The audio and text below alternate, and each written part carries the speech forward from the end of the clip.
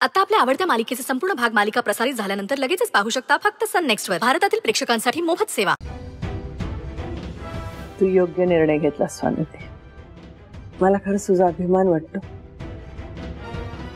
सरपोतदारांच्या बोलण्याला, त्यांच्या दबावाखाली तू त्यांना बळी न पडता स्वतःचा मत, स्वतःचा विचार ठामपणे त्यांच्या समोर मांडलास. याला हिम्मत लागते आणि ती हिम्मत तू दाखवलीस. I am so proud of you.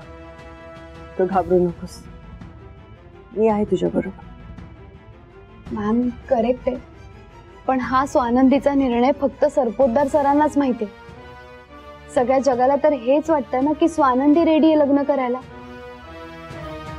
त्यांनी तर प्रेस कॉन्फ्रेन्स मध्ये अनाउन्स सुद्धा केलं.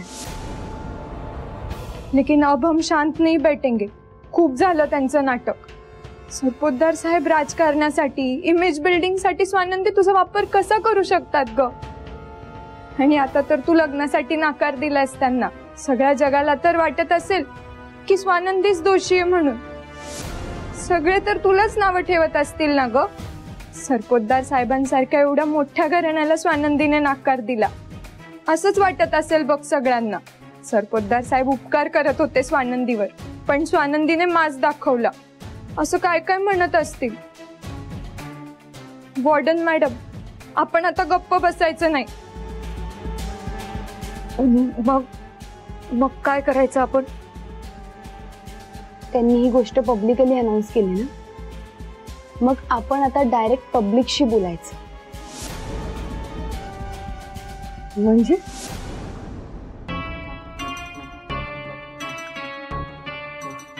म्हणजे मॅम मी माझ्या काही पत्रकार फ्रेंड्सला इथे बोलावून घेते.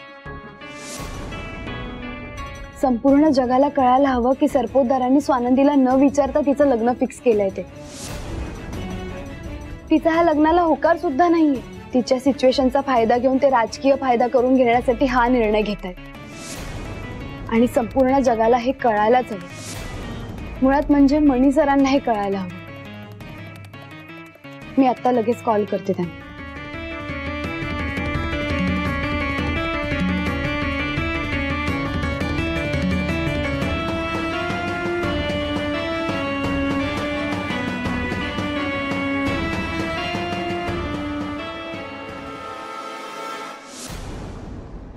अक्कल नाहीये त्या स्वानंदीला.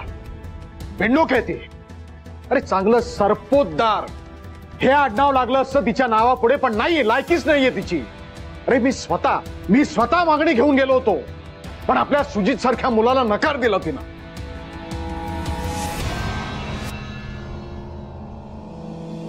याचे काय परिणाम होतील ना याची कल्पना नाहीये तिला. म्हणजे साहेब स्वानंदीने लग्नाला नकार दिला?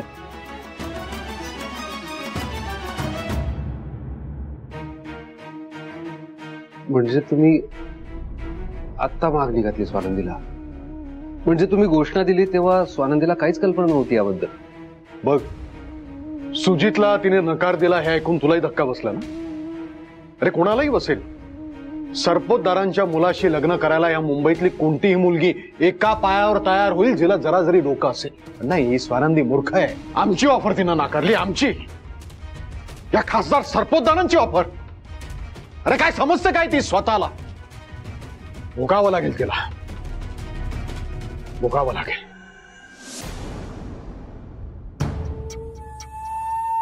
पण कोणीतरी तिला समजावायला हवंय. मणी? हा हा हा साहेब. तू नेहमी म्हणत असतोस ना की स्वानंदी तुझी चांगली मैत्रीण आहे. मग जा आणि समजाव तिला. सांग तिला ती जर आपल्या घरातली सून झाली तर त्यातच तिचा फायदा आहे. लग्न करण्याशिवाय तिच्याकडे दुसरा कुठलाही पर्याय नाही. सांग तिला की बिन बापाच्या मुलाला जर तिनं जन्म दिला ना तर त्या मुलाला हा समाज कधीही स्वीकारणार नाही. बिन लग्नाची ती राहिली ना तर समाजात तोंड दाखवायला जागा राहणार नाही. हे लग्न करण्यामध्येच शहाणपण आहे. समजा. तुमचा गैरसमज होतोय साहेब.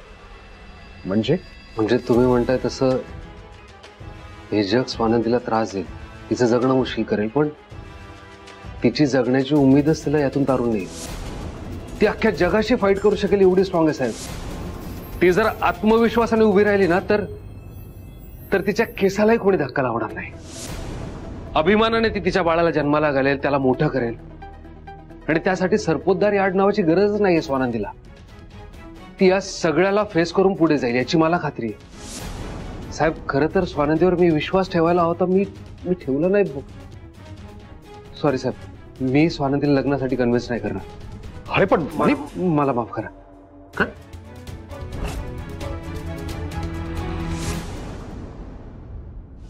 Hello guys, I am so sorry मी तुम्हाला एवढ्या अर्जंटली इकडे बोलावलं. आणि थँक्यू तुम्ही इकडे आलात. So come to the point, ही माझी मैत्रीण स्वानंदी. तुम्हाला हिची स्टोरी माहिती असेल आणि तुम्हाला हे पण माहिती असेल हिचं लग्न सुजित सरपोतदारांबरोबर ठरलंय.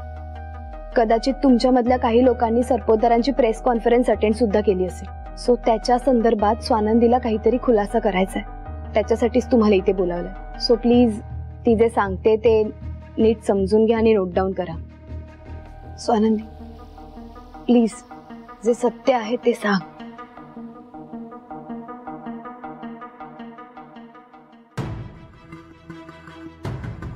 तुम्ही इथे माझी बाजू ऐकून घ्यायला आलात त्यासाठी खरंच थँक्यू. माझी आणि सुजित सरांच्या लग्नाची अनाउन्समेंट माझ्या मर्जीने झालेली नाहीये. बंद करा तुमची नाटकं. कोण आहात तुम्ही? इथे कशाला आलात? काय पाहिजे? काय पाहिजे ते मी तुला नंतर सांगतो.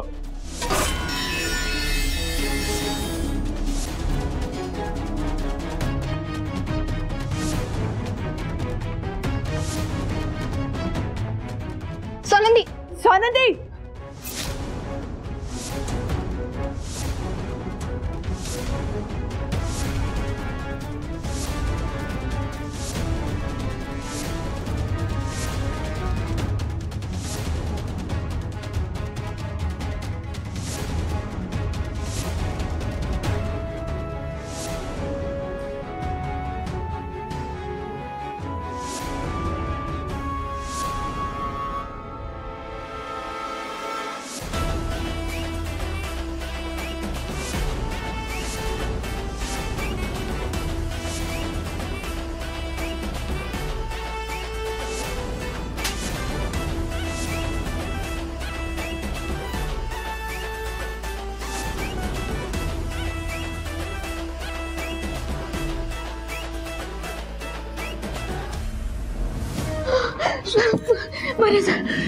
तुम्ही बसायचं.